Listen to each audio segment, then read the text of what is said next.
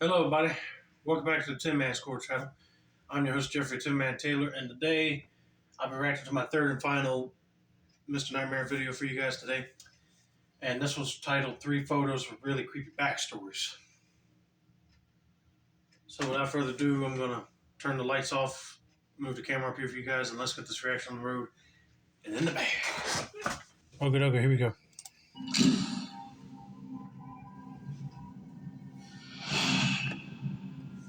This first photo that you're about to see in a few moments was taken by a viewer named Jane. Jane had met a man named Jeremy off a dating app. She hadn't been on any dating apps since her at the time recent breakup, and she thought it was finally fine to get back into the dating scene. After swiping away on some dating app and conversing with a few people, she matched Jeremy, who seemed to be the kind of guy she would feel comfortable with and connect with. Jane describes herself as a good-looking but shy and reserved girl, and she described Jeremy as an above-average-looking guy with a buzz cut who was exactly her type. He had a full tattoo sleeve on his left arm and had mostly pictures of himself outdoors. Most notably, his first picture was of him leaning on his pickup truck with his dog in the bed of the truck and the woods in the background. The two struck up a conversation about his dog and then dogs in general, and eventually the conversation segued to local bars that the two would frequent. Jeremy picked up Jane, and the two ended up going to a bar called Lansdowne Street, and in her words, kind of hitting it off. Jeremy dropped off Jane at home, but beforehand he seemed a bit reluctant, wanting their little date to continue, even at one point implying that she should go back to his place with him. She politely rejected him, and that was the end of their first date. Okay, right off the bat, this is why I would be scared of using Tinder or Match or any other dating apps, because you never know if the person you think you might connect with might end up being potential creep. Let's just put it that way. The two would text back and forth the next few days, and saw each other again the following Friday, where they went out to get fast food and ice cream. After chatting in Jeremy's car driving around for a bit, he ended up taking them to his house, where he started trying to get her to come into his house. She rejected this request over and over until it got creepy, and then he started getting a bit physical. Jane said she didn't know if he was trying to physically remove her from the car or if it was him trying to make some kind of physical advance on her. Either way, she shoved his arms off of her and left the car, walking quickly down the street. Jeremy called her a few times, but she ignored him and kept walking. She had her older brother Chris come pick her up. Shockingly, after a long back and forth over text, Jeremy cursed Jane out, but then minutes later switched his tone to apologetic and regretful. Jane blocked his number, figuring he was not what he initially seemed and he might be crazy. Now this is when the photo that I mentioned earlier comes into play. That night, Jane was awoken to a sound outside her window. It was the sound of the recycling bin full of glass and cans on the side of the house being kicked. It was late at night, so this was cause for alarm. She got out of the bed to look out her bedroom window. Upon lifting up the blind and looking around outside for just a second, she saw something that made her stomach churn. In this picture that she took, you see Jeremy standing in the darkness with his hood over his head, facing the window. She managed to not scream and be brave enough to take this picture when she saw him out there. Jeremy tried opening the window when he was seen and started yelling Jane's name repeatedly. Jane screamed for her brothers and her dad to help. By this point, Jeremy had taken off. According to Jane, the whole block had to hear his 8-cylinder pickup truck flooring it down the street. Tempted to text Jeremy threats of calling the police, she showed restraint and brought the info to the police the next day and filed for a restraining order using the texts and pictures as proof of reason. She sent a photo of the restraining order to Jeremy, which went unresponded to because she never unblocked him. What Jeremy planned to do at Jane's window is not exactly clear, but even if it wasn't to break in and he wanted to talk to her, that wouldn't be okay either. And after the toxic messages he sent her, nobody would assume he's a completely level-headed individual. In fact, those messages, mixed with his sneaking around her house in late hours of the night and coming to her window after being blocked, suggest he might have been a dangerous individual. I'll say he's a dangerous individual. He was thinking that he could be like Mr. Romantic, and all of a sudden he starts to act creepy towards her. But I'm glad that she went to go get a restraining order against him. You shouldn't have not threatened her with a lot of profanity. I know if her brothers and dad was there, oh man, he would have had a lot to answer for.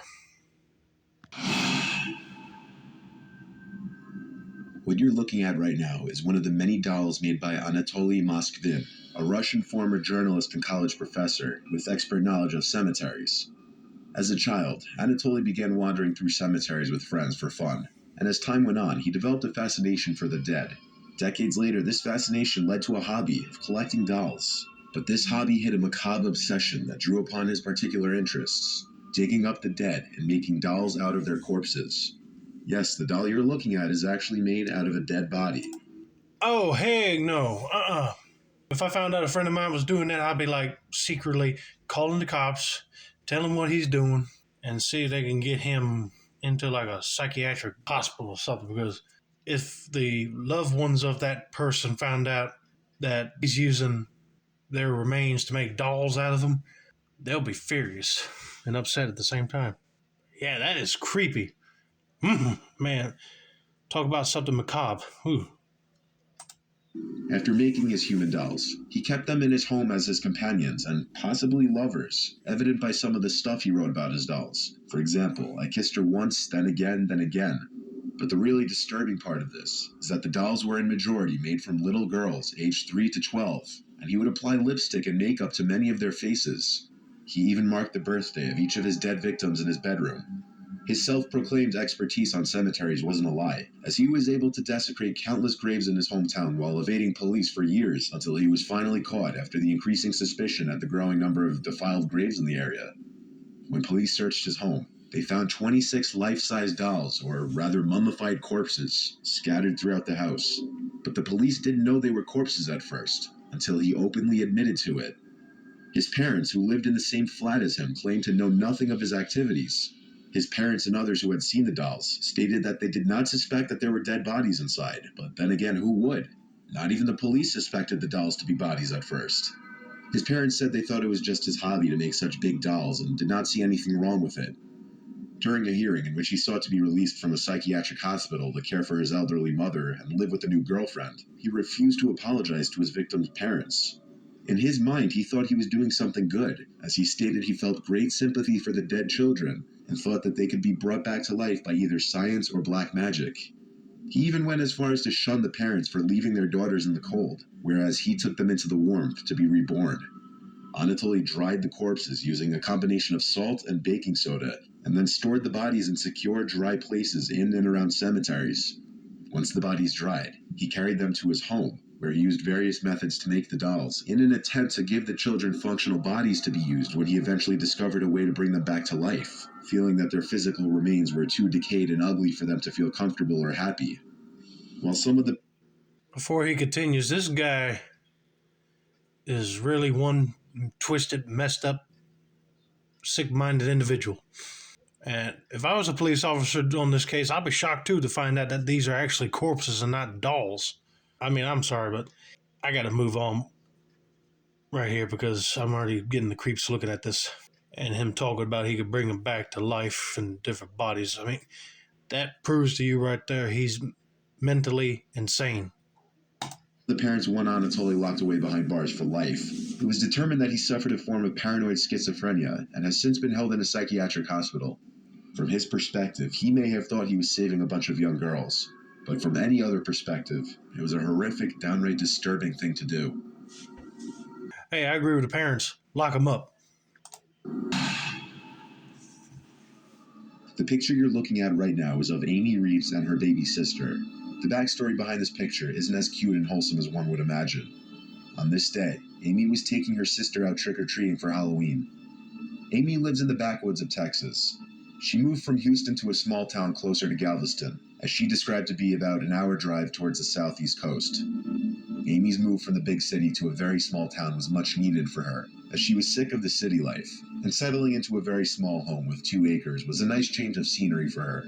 However, she kept noticing something completely eerie from the moment she moved into the house.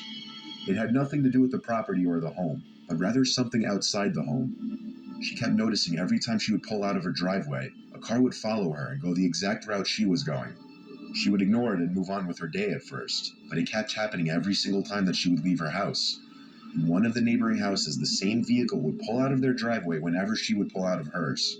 She very soon started to suspect that there were some ill intentions there. However, for a while, she kept ignoring it and still moved on with her day, hoping it would stop eventually.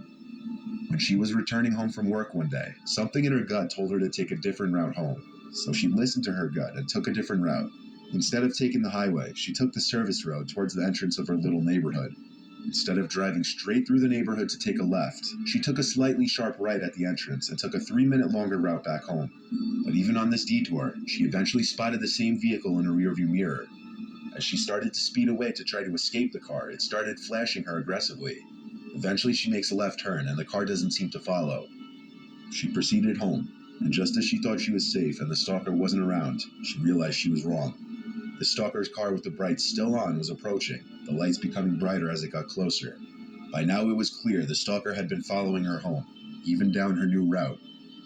The man pulled into his driveway and just sat there, while Amy went into the house. While inside, she looked through the window out at the car, and the man must have taken notice, because he started revving his engine. By this point, it was clearly a full-fledged stalker harassment situation, so Amy called the police in hopes to have them go and talk to him for her. When police arrived, she explained the whole situation the best she could, noting multiple times that she just moved in and she doesn't know the man. The police went over to the man's house to talk with him. Meanwhile, Amy went to her restroom, but she was yet to be under the realization that she had left the back door unlocked when she went outside to smoke a cigarette not too long ago. While she was in the bathroom, she heard footsteps walking towards her bedroom. She got up to shut and lock the bathroom door instantly, exposing where she was to the intruder. And seconds later, there was a knock on the wall separating the bathroom and her bedroom. Even though it was fairly obvious her cover was already blown, she remained as quiet as she could. The thought that maybe it could have been one of the police officers came up in Amy's head, but after one look out the bathroom window, that idea was out the window. Outside, she could see a police officer struggling with what appeared to be damp wood from the half-rotted shed beside the stalker's house. Amy pulled up her pants, getting ready to run to the front door. And that's when she heard it again, an aggressive knock on the other side of the wall from her bedroom. The stalker was inside her bedroom, no doubt. With not many other options other than being a sitting duck, Amy opened the bathroom door and bolted for the front door and outside to try and find an officer. But there were none in sight, not even the one that was struggling with the rotted wood moments earlier, just their empty squad car. After running around looking for the officers, she returned closer to her house where there was a commotion heard from inside, and it sounded as though there was a struggle between an officer and somebody else. Amy re-entered her house to see one of the officers on her bedroom floor in a lot of pain, who looked to be struggling holding his neck, not bleeding, but bruising as if the man punched him in the throat repeatedly or strangled him. The officer never told Amy exactly what happened because his partner called an ambulance for him, but Amy was notified later that same day that the man who was stalking her was taken into custody for assaulting and fleeing from an officer. Amy never learned why the cop's partner was struggling with the wood outside, or how exactly the one officer knew to check the inside of her house. In all likelihood, by the time the police had arrived, the stalker had already let himself into her house. And when the police didn't get an answer at the stalker's house, one of them returned to Amy's house to find the door ajar, and the rest you could figure out. The picture you saw minutes earlier of Amy and her baby sister was sent to her phone only days after moving in, and it was taken by a passing car without her even knowing it. After this entire stalker incident, it became much clearer who took the picture, though Amy still doesn't know how exactly they could have gotten her phone number. Hey, you never know. He probably been one of those computer hacking sleuths and try to figure out how to look up people's cell phone numbers or whatever. And then when he found it, sent her the photo. I don't know what he had to gain towards stalking her like that unless he was trying to terrify her. But I'm glad that when she called the cops that they actually came to her aid and tackled that guy down to the ground and got him out of there. So I know she's probably going to not have to worry about him no more. That is just creepy. But anyway, that's going to be it for now. Hope you guys enjoyed this Mr. Nightmare video. Don't forget to like, subscribe, turn on post notifications for more Mr. Nightmare content like this. This has been another successful installment of the Tin Man's Core channel. I'm your host, Jeffrey Tin Man Taylor. I said that's a wrap, but have a nice day, everybody.